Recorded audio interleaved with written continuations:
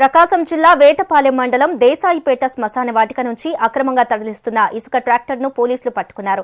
దీంతో ఇదే ప్రాంతం నుంచి నిత్యం ట్రక్కుల కొద్దీ ఇసుక తరలిపోతుంటుందని స్థానికులు అంటున్నారు. ఎప్పటి నుంచో జరుగుతున్న ఈ ఇసుక దోపిడీని పట్టించుకోని పోలీసులు ఇన్నాళ్లకి కనీసం ఒక ఇసుక ట్రాక్టర్ని అయినా పట్టుకోవడంతో కాస్తైనా సంతోషం వ్యక్తం చేస్తున్నారు. ఇప్పటికైనా అధికారులు కళ్లు తెరిచి ఇసుకాసురులకు కళ్లెం వేయాలని కోరుతున్నారు.